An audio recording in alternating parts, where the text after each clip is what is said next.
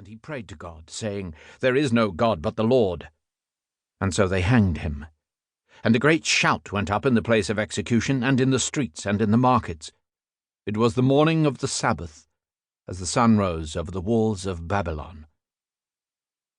Seeing George W. Bush's Iraq War through biblical eyes is not just a writer's conceit, the reaction of someone like me, introduced as a child to Middle Eastern history by the Bible.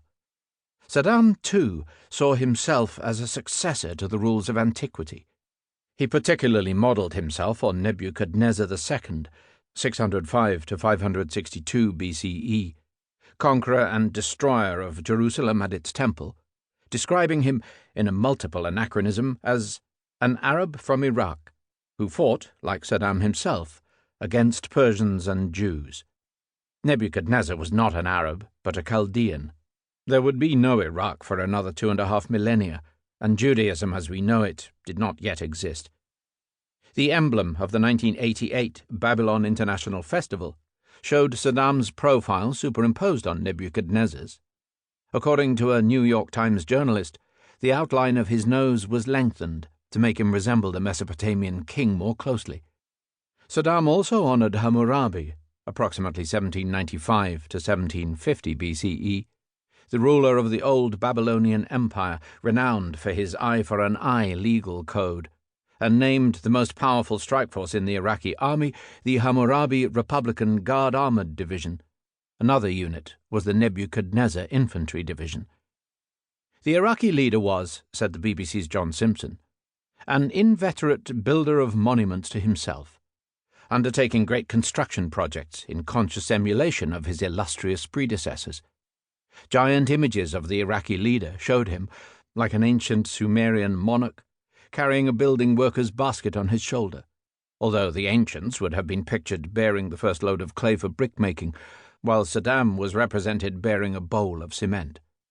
He began a massive reconstruction of the site of ancient Babylon, although his rebuilding, said one architectural historian, was poor-quality pastiche and frequently wrong in scale and detail. Like the monarchs of antiquity, Saddam had the bricks inscribed with his name. Thousands bore the rubric, "The Babylon of Nebuchadnezzar was rebuilt in the era of the leader President Saddam Hussein."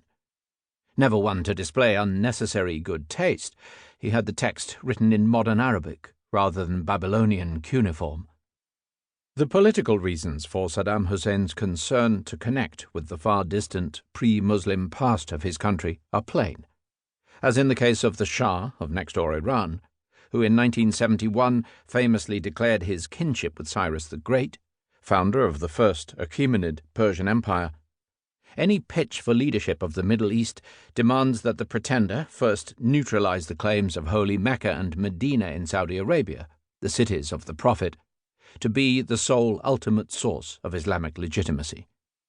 There is much irony in the fact that Anglo-American Middle East policy, from Operation Ajax, the deposing of democratically elected socialist, secularist Prime Minister Mohammad Mossadegh in Iran in 1953, to Operation Iraqi Freedom, the overthrow of secular nationalist dictator Saddam Hussein in 2003, has served in fact, if not in intention, to ensure the continuing hold of Islam over nearly all the countries of the region, thus inevitably boosting the claim of Salafi Islam, which looks to the immediate successors of the Prophet for its political models, to provide the only authentic principles on which to build a legitimate political system.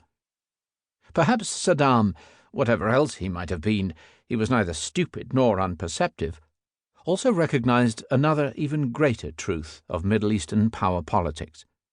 Our way of life and understanding of the world may have changed utterly since ancient times, but we flatter ourselves unduly if we think that our behavior is in any way different, or that human nature has altered much over the millennia.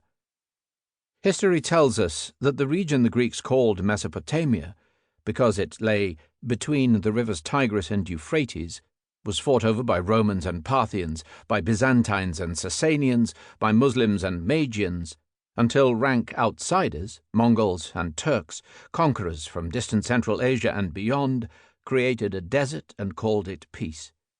Nobody with even a passing acquaintance with the history of the land